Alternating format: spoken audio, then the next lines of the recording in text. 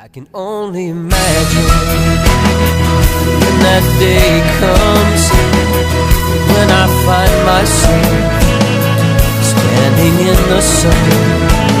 I can only imagine when all I would do is forever worship you. I can only imagine. Hi, my name is Stephen Sindoni. Thank you for tuning in to The Road Less Traveled. In this new series of videos, I will share with you my own personal truth. Through the years, I have been asked countless times, where do the ideas for the hundreds of movies that I create come from? Others have asked me, where do I find the information? Or another question I might be asked is, what is the secret? The answer to these questions was received by me in my early childhood. I don't think I was much older than 6 when I first got the answer. I remember watching a favorite TV program at the time, and the TV show ended and went right to a commercial. From an early age, I was amazed at the amount of people who would sit in front of a TV set in almost a trance-like state. They would listen to commercials that told them what toothpaste to buy, what cigarettes to smoke, or what cereal to eat. Seemed like there was a war going on for your mind. The negative chatter struck a chord within me. The outside world now had become confusing. It was then that I gained an insatiable desire to read books, many books, as many as I could get my hands on. I even created my own creed to live by. The creed was more like a nursery rhyme. If you can eliminate the negative chatter, you will get to the heart of the matter. I found myself reading many books on a great number of topics. I was able to expand my mind and go to places that I could only imagine. Books that I was to read mysteriously fell off shelves. From an early age, I began to question. I created the 5 W's: who, what, why, where, and when. I can remember purchasing a Webster's dictionary. I would look up the meanings of words and try to dissect the words to find a hidden secondary meaning within the word itself. And not long after, I came up with some very startling discoveries. To make my point here, I'll use an example. The word consent. So I'd like to take out my dictionary and write down its definition and share that with you. The definition of the word consent is to give approval. In the dictionary, I noticed many words that started with the prefix con. I then decided to look up the word con to get its definition. The definition of con is to commit to memory or to study or examine closely. I then went back and looked at the list of all the words that began with con. I then went back and looked up the definition for the word trick. The definition for the word trick is to deceive by cunning or artifice. It was there that I learned some of the synonyms for that word, which were sucker, take in, or mislead. I was now having serious questions about what was written in the dictionaries. Just because it was printed did not make it so. It was this early renaissance of thinking that freed my mind from the shackles of servitude. It was then at that point that I realized the individuals responsible for creating the English language were trying to use words to con or coerce people into becoming sheeple. Thus, I always made it a point only to give my approval, but never to give my consent to anything, because I felt if I gave my consent, I would be conned and then sent somewhere that I didn't want to be. At an early age, I found myself at the crossroads of life. It was then that I knew I would take the road less traveled. I grew up in an Italian-American household with my grandparents in a 2-family house on 220 Hopkins Street. I was raised as a Roman Catholic. My grandparents were of Italian descent. My grandmother was a small woman in stature. She stood less than 5 feet tall. Grandmother Teresa was born on the Mediterranean coast of Lazio, Italy, in the city of Formia. The ancient city of Formia lies approximately 90 miles from Rome. During the days of the Roman Empire, Formia became a noted seaside resort for the Roman aristocracy. My grandfather, Antonio, or Anthony as he was called, was now in his mid-70s. My grandfather was born in the province of Messina, Sicily. His family was fortunate to survive the devastating earthquake in 1908. All of my grandparents' children, with the exception of my father, were born in Italy and would later follow my grandfather to America. My grandfather was no different than any other immigrant at the time. His dream was to bring his family to America. He sought a better way of life for all of his children. But my grandmother wasn't so easily convinced. It took my grandfather approximately 9 years to convince my grandmother, but in between he was going back and forth to Italy and fathering more children. My grandfather was a man of honor. He was a good man, decent and sincere. He was opposed to individuals who would cheat, defraud, or use deception to coerce others. One of the first lessons I learned from my grandfather was that it was important to live with honor and not ruin the family name. And since I was spending a lot of time with my grandfather, I was very inquisitive about his life in Italy. My grandfather would tell me stories about his early life in Messina, Sicily. He spoke of an era before the 1920s, long before Benito Mussolini established a fascist dictatorship in the country. My grandfather spoke of his disapproval of the disastrous alliance with Adolf Hitler of Nazi Germany that led to Italy's embarrassing, crushing defeat in World War II. He taught me to use reason and logic before making any decisions, that I should not follow blindly like sheep. My grandfather knew that because of his smoking he did not have much longer to live. I listened closely to what this great thinker had to say. It was from my grandfather that I learned to trust, but verify. I can remember coming home from school on November 22nd, 1963, when the news was announced that President Kennedy had been shot. Later that evening, I sat down with my grandfather and we watched the 6 o'clock news. After listening to the report that President Kennedy was now dead, my grandfather began shaking his head and said, "Examine the evidence, and there you will discover the motive. And after examining the evidence, you will find out who is guilty of this heinous crime." My grandfather was not a conspiracy theorist. He just questioned the facts surrounding the event. In the days and weeks that followed, my cousins and uncles all spoke of the Kennedy assassination and came to the conclusion they believed that Kennedy was part of an executive execution done by a covert group within our government. This startling revelation was more than any 10-year-old can handle. But I guess I was no ordinary 10-year-old child at that time. As I remember it now, it was a shot that was heard round the world. It was in the following month of December of 1963 that my grandfather had asked me if I would like to go to Italy and accompany him to see the old world. It was then that I realized that my grandfather didn't have much longer to live. His emphysema had gotten progressively worse, and he was now coughing blood with every puff of his cigarette that he would inhale. My grandfather died abruptly before we could take this trip to Italy together. My sudden grandfather's passing hit me like a ton of bricks. I was grief-stricken for a period of 1 year after his passing. Though I knew my grandfather would no longer be suffering and he was in a better place, I began to pray for him. And it was through these prayers that I was able to get through it. As a young lad, I learned valuable lessons from my grandparents. These two wonderful people gave me the ability to love everyone unconditionally. And from my grandfather, I learned the ability to know the difference between right and wrong. And it is when you see an injustice that you use this as an opportunity to change things for the better. To take a stand and voice your opinion to change things for the betterment of humanity. And this pretty much defines who I am, who Stephen Sindoni is as a man.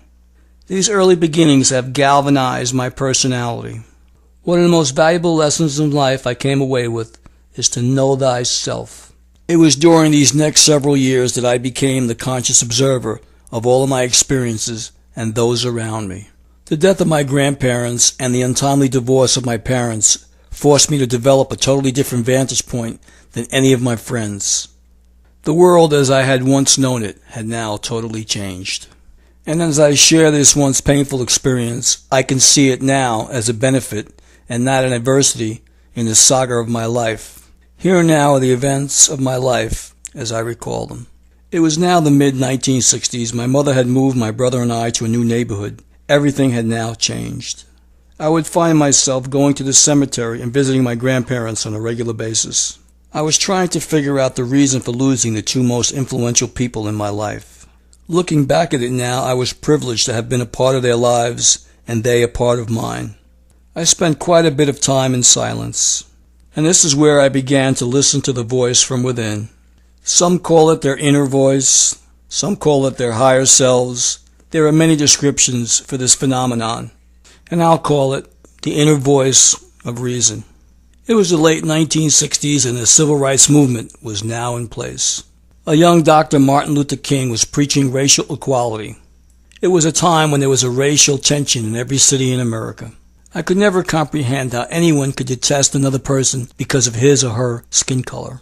Dr. Martin Luther King Jr. was a political activist and Southern Baptist minister. He was one of the greatest speakers in United States history.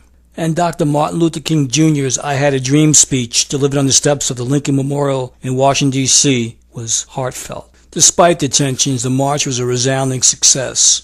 More than 250,000 people of diverse ethnicities attended the event, which led to him being awarded the Nobel Peace Prize in 1964. Then on April 4th, 1968, I heard the second shot that was heard round the world. Dr. Martin Luther King Jr., the black American civil rights leader, was assassinated. He was now dead. He was shot in the neck while standing on a hotel balcony with the Reverend Jesse Jackson, and then he dies at a local Memphis, Tennessee hospital.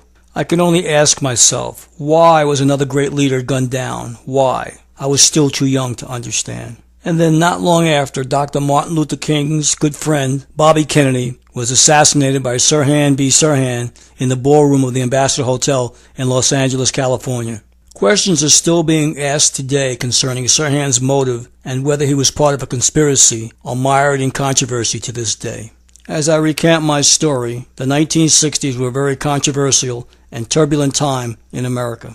But on the flip side, the year 1969 had a great deal of memorable events. Neil Armstrong was the first man to walk on the moon. Shortly thereafter, in August, there was Woodstock, a memorable musical event. An event that I had numerous opportunities to buy tickets and I had rides to get there. But for some unknown reason, I chose not to.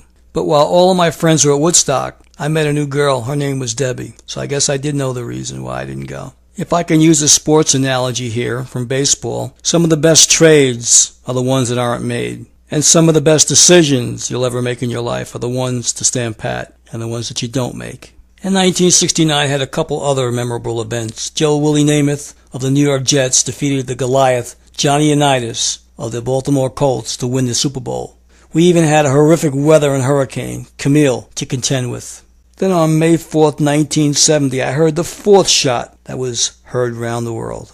I had just turned 17 in March, so now I was fully able to understand. And then I read the newspaper headlines that read, America kills its children. Students came out of the Kent State campus and scores of others to protest the bombing of Cambodia. Some rocks were thrown, some windows were broken, and an attempt was made to burn the ROTC building. Governor James Rhodes sent in the National Guard. Many students were injured or killed in protest of this unpopular war. The public was now in an uproar. The United States government was forced to go to a military lottery draft. Then in the following year, in March of 1971, I received by mail my United States draft card. And shortly thereafter, I was sent a letter to report for a physical. After completing the physical, I was given a status of 1A, which meant I would be the first one to go to war. But growing up in Brooklyn gave me a lot of experience to see war on the streets. I had first-hand knowledge. There were many nights that I heard gunshots fired. There was a war going on in the streets. It was called poverty. There were no silver spoons in my neighborhood. All of the spoons were tarnished. I watched a lot of my friends get drafted and go off to fight a war in Vietnam, some returning in pine boxes while others coming home either wounded or drug addicts. I asked a few of those returning what did they learn their experiences in Vietnam. I was told that the war wasn't about communism and fighting the Viet Cong. It was about guarding the poppy fields. It was about the drugs, the opium. It was about drugs. I was now beginning to connect the dots. Is this why John F. Kennedy was killed and why Lyndon Baines Johnson then, after Kennedy's death, sent in thousands of troops into Vietnam? I believe it was in June of 1971 that I was in the first military lottery. I remember going down to the newsstand and picking up a newspaper to find out what numbers had been called. I remember jumping up for joy. I was elated. My number was not chosen. I dodged a bullet. Many of my friends weren't so lucky. Looking back at it now, I don't think luck had anything to do with it. It just wasn't in my paradigm. I did not believe in war. I did not believe that killing another human being would settle any differences or create solutions to diplomatic affairs, nor do I believe it now. I will be forever indebted to all those valiant souls who lost their lives in Kent State and Ohio on that fatal day, and all those who lost their lives in the senseless war in Vietnam. I think that all politicians should have to send their sons and daughters to battle first. I think it is now their turn to start guarding the poppy fields. The 1970s was a decade highly charged with global tension and domestic uncertainty. The decade began with the news that heroin use among United States troops in South Vietnam had now reached epidemic proportions. In September of 1970, Army medical officers questioned 3,103 soldiers of the American Division and found that 11.9% had used heroin since their arrival in Vietnam, which by my calculations translates to 383 soldiers using drugs while on active duty in Vietnam. And I was a witness to this, knowing some of these 383 soldiers who had returned home at this time. It was now 1971. United States planes bombed Viet Cong supply routes in Cambodia, spreading the war beyond Vietnam. In 1971, the Pentagon Papers was published in the New York Times. Lieutenant William Calley was found guilty of premeditated murder in the My Lai massacre in Vietnam. In 1971 was also the year that the 26th Amendment to the Constitution was passed, allowing 18-year-olds to vote. I would now get my chance to express my opinion and vote against the war in Vietnam. Then in 1972, British anthropologist Richard Leakey discovers a 2.5-million-year-old human skull in Kenya. And it was this discovery that piqued my interest in unknown mysteries. Also in 1972, FBI Director J. Edgar Hoover dies after serving 48 years. Many FBI records are destroyed after his death. Even to this present day, there are those who speculate that he was killed because he knew too much. And the name George Herbert Walker Bush circulated around this rumor. But alas, dead men tell no tales. Also in 1972, President Richard Nixon is re-elected in a near landslide victory. And in late 1972, the White House Office for Drug Abuse Prevention interviewed 900 enlisted men who had returned from Vietnam in September of 1971, the peak of the epidemic, and found that 44% had tried opiates while in Vietnam and 20% regarded themselves as having been addicted. These new revelations were startling. There were more American heroin users in South Vietnam, 81,300, than there were in the entire United States, 68,000. It became very obvious to me the war was not about communism, it was about drugs. And they were becoming readily available at most every street corner in New York City. In 1973, the Watergate scandal breaks. In this scandal, there were 5 men, among them ex-FBI man G. Gordon Liddy and ex-CIA man E. Howard Hunt, involved in a political burglary on the Democratic Party headquarters with the knowledge of President Richard Nixon. And to make matters worse, Vice President Spiro Agnew resigns after income tax scandal is revealed. Here in 1973, the White House now releases transcripts of the tape recordings. The evidence revealed in these tapes clearly ties Richard Nixon to the Watergate cover-up. But there was now a glimmer of some good news coming from Vietnam. There was a ceasefire declared, but fighting continued. Somebody had to protect the poppy fields, I guess. In 1974, President Nixon resigns as articles of impeachment are filed. Gerald Ford now takes the oath of office on August 9, 1974, and he declares, "I assume the presidency under extraordinary circumstances." And one of his first acts in office is to pardon Richard Nixon. And 1974 was also a year of an oil crisis, but profits of the top oil companies in the world increased by an average of 93%. Oil prices had now skyrocketed from $1.50 a barrel to $11.56 a barrel over the course of a few months. And I can remember vividly waiting on long lines to purchase gas for my car. And to make matters worse, I can only purchase gas on days that were either odd or even depending on my license plate number. The only good news in 1974 was Hank Aaron of the Atlanta Braves hits the 715th home run, beating New York Yankee baseball legend Babe Ruth's home run record. Hammer and Hank, as he was called, finally gave us Americans something to cheer about. In 1975, many Richard Nixon appointees are indicted for Watergate-related crimes. 1975 is also the year that unemployment rates in the United States reached 9.2%, the highest in 34 years. But then on April 30th of 1975 at 8:35 a.m., the last Americans, 10 Marines from the embassy, depart Saigon, concluding the United States presence in Vietnam. By 11 a.m., Viet Cong flags fly over the presidential palace. The war is officially over. In 1976, America celebrates its 200th birthday, and Jimmy Carter is elected the 39th President of the United States. Mr. Carter aspired to make government competent and compassionate, responsive to the American people and their expectations. Mr. Carter was a champion of human rights throughout the world and used human rights as the center of his administration foreign policy. But in an era of rising energy costs, mounting inflation, and continuing tensions, it was impossible for his administration to meet these high expectations. America just wasn't ready to embrace world peace. In 1977, President Carter pardons most Vietnam draft dodgers. Many of those who fled to Canada to avoid the draft now return home to America. And also in 1977, Amnesty International wins the Nobel Peace Prize. Also in 1977, it was the year of the New York City blackout that left 9 million people in the dark. New Yorkers woke up to find that their city had been looted, there had been a riot during the darkness. Many of the businesses had been vandalized. Merchandise had been stolen. 1978, as I remember, was a year we saw the capture of David Berkowitz, the son of Sam, a man who terrorized New Yorkers. In 1979, the Shah of Iran was forced into exile as fundamentalists took control and held United States Embassy staff hostage. The seizure was front-page news for the entire year of 1979. But with the Shah of Iran now being exiled, who was now going to supervise the poppy fields in Iran?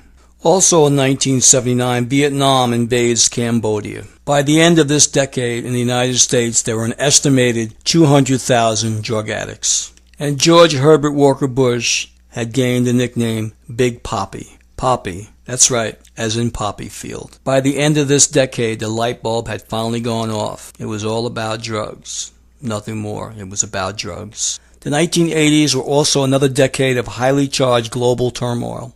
But it was in this decade when it became clearly transparent that the United States government was in the opium and drug business. And here is where our story begins. The 1980s were known as the Me generation. Binge buying and credit cards became a way of life, and shop till you drop was the catchphrase. The 80s sustained the trend of the 60s and 70s, more divorces, more unmarried people living together, more single-parent families. The two-income families were even more common than in previous decades. More women went to college and earned advanced degrees, married, and had fewer children. The 1980s began with a double-digit inflation. America started the decade nearly $1 billion in debt at a staggering $914 million. I will refer to the 1980s as the Ronald Reagan years. It was a time we were still fighting communism around the world, or so it was thought by many Americans who bought into the government's propaganda. I, for one, knew it was about drugs. If I can use an analogy here, I was born at night, but it wasn't last night. In 1980, the newspaper headlines read, Soviets and Mujahideen guerrillas clash in Afghanistan after Soviet invasion. Also in 1980, terrorists seized the Iran embassy in London. 5 people were killed in the rescue raid. And then there is President Jimmy Carter's orders failed military mission to rescue hostages in the United States Embassy in Iran. And during all this chaos, 87 million American TV viewers watch Who Shot JR? All the while I'm thinking, the question should be, who shot JFK, Martin Luther King, and Bobby Kennedy? And this was the year 1980 that Ronald Reagan became president and Republicans gained control of the Senate. And George Bush was now Vice President of the United States, and this was something to be concerned about. Then on December 8, 1980, there was another shot heard round the world. At approximately 10:50 p.m., John Lennon was shot and killed as he and his wife Yoko attempted to enter the apartment at the Dakota Building on West 72nd Street in Manhattan, across from Central Park West in New York City. Many believed at the time, including myself, that John Lennon's message of giving peace a chance was starting to take center stage in world affairs. John's message of imagine all the people living life in peace, nothing to kill or die for, where the world can live as one, was too much for these warmongers to handle. Maybe it was my inquisitive mind, or it could have been my Piscean nature. I was still asking the paradoxical $64,000 question. When will this great thinker appear, and why did they kill the messenger? And that's when the light bulb went off in my head. The messenger would have to have no political affiliation, religious or economical advantage over the masses. The message would have to come from one with a spiritual message. And would this event happen in my lifetime? Would I live long enough to see it? And I asked the final question of myself. Would I have to wait for the extinction of the Republicans, Democrats, and lobbyists? Would I have to wait until there was another ice age? But my thought was interrupted. There was another gunshot heard. In 1981, John Hinckley wounded President Reagan in an assassination attempt. 1981 was also the year that the first United States Space Shuttle Columbia makes its first inaugural flight. And 1981 was also the year that Sandra Day O'Connor became the first United States Supreme Court female judge.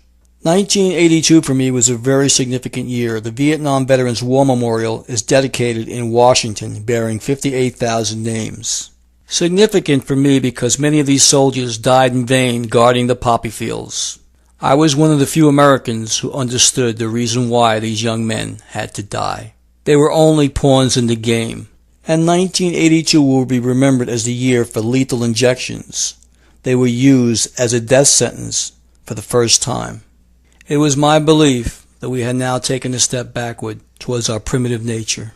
And 1983 was the year for propaganda. Ronald Reagan dubs the USSR as the evil empire. Also in 1983, a bomb planted by Shiites killed 87 at the United States Embassy in Lebanon.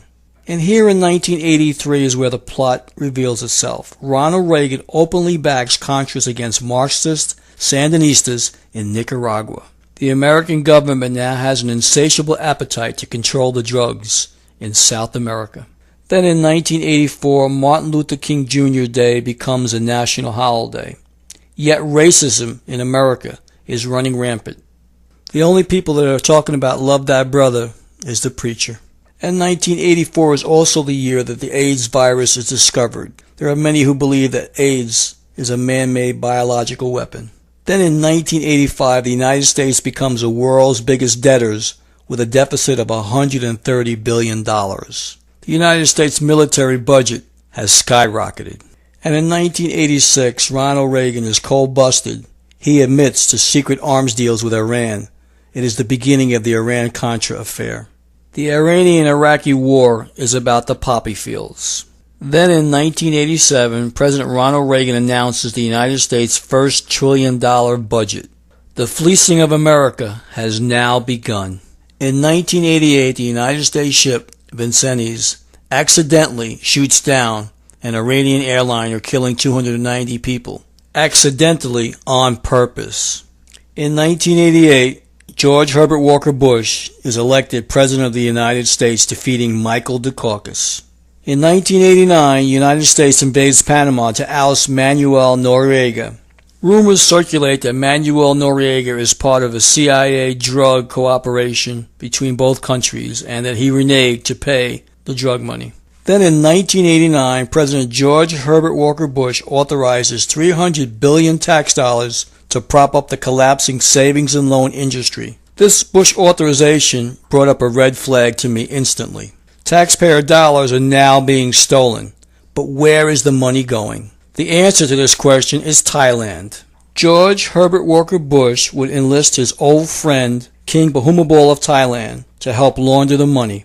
They would continue using the same banks they've been using for many years in their drug dealing trade around the world. The only thing left to do now was to track the money, and you would find out who the guilty parties were. But we found out the why, the reason for the wars in Afghanistan, Iraq, Iran, and in Vietnam. There was no war on communism, nor was there a war on terrorism, nor was there a war on drugs. It was business. It was the opium business. They didn't call George Herbert Walker Bush Big Poppy for nothing.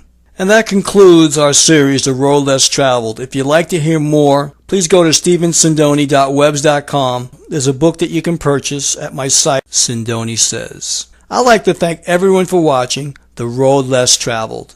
I can only imagine when all I will do is forever worship you.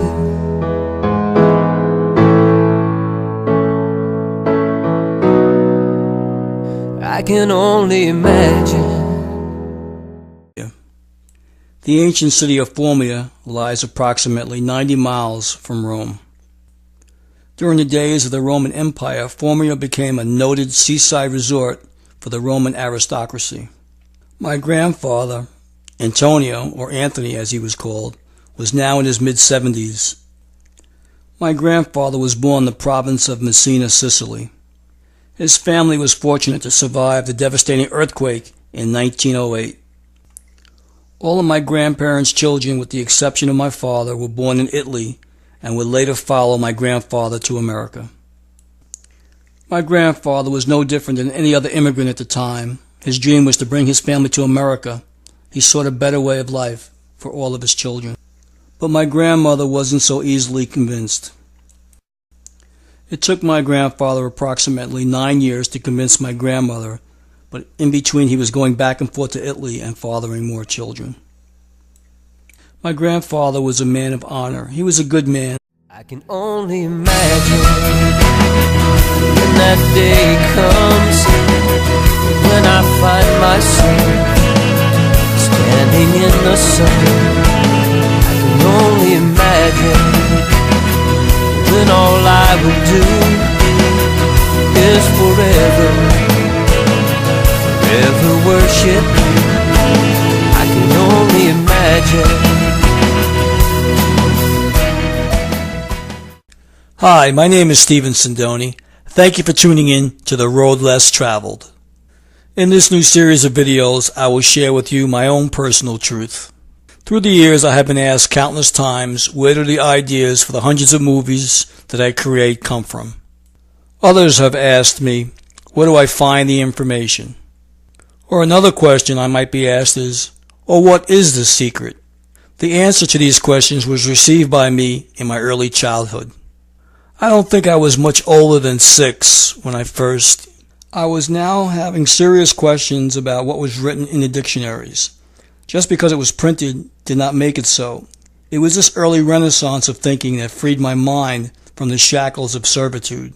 It was then at that point that I realized the individuals responsible for creating the English language were trying to use words to con or coerce people into becoming sheeple. Thus, I always made it a point only to give my approval, but never to give my consent to anything, because I felt if I gave my consent, I would be conned and then sent somewhere that I didn't want to be. At an early age, I found myself at the crossroads of life. It was then that I knew I would take the road less traveled. I grew up in an Italian-American household with my grandparents in a 2-family house on 220 Hopkins Street. I was raised as a Roman Catholic. My grandparents were of Italian descent. My grandmother was a small woman in stature. She stood less than 5 feet tall. Grandmother Teresa was born on the Mediterranean coast of Lazio, Italy, in the city of Formia. Got the answer. I remember watching a favorite TV program at the time, and the TV show ended and went right to a commercial. From an early age, I was amazed at the amount of people who would sit in front of a TV set in almost a trance-like state. They would listen to commercials that told them what toothpaste to buy, what cigarettes to smoke, or what cereal to eat. Seemed like there was a war going on for your mind. The negative chatter struck a chord within me. The outside world now had become confusing. It was then that I gained an insatiable desire to read books, many books, as many as I could get my hands on. I even created my own creed to live by. The creed was more like a nursery rhyme. If you can eliminate the negative chatter, you will get to the heart of the matter. I found myself reading many books on a great number of topics. I was able to expand my mind and go to places that I could only imagine. Books that I was to read mysteriously fell off shelves. From an early age, I began to question. I created the 5 W's: who, what, why, where, and when. I can remember purchasing a Webster's dictionary. I would look up the meanings of words and try to dissect the words to find a hidden secondary meaning within the word itself, and not long after, I came up with some very startling discoveries. To make my point here, I'll use an example. The word consent. So I'd like to take out my dictionary and write down its definition and share that with you. The definition of the word consent is to give approval. In the dictionary, I noticed many words are started with the prefix con. I then decided to look up the word con to get its definition. The definition of con is to commit to memory or to study or examine closely. I then went back and looked at the list of all the words that began with con. I then went back and looked up the definition for the word trick. The definition for the word trick is to deceive by cunning or artifice. It was there that I learned some of the synonyms for that word, which were sucker, take in, or mislead.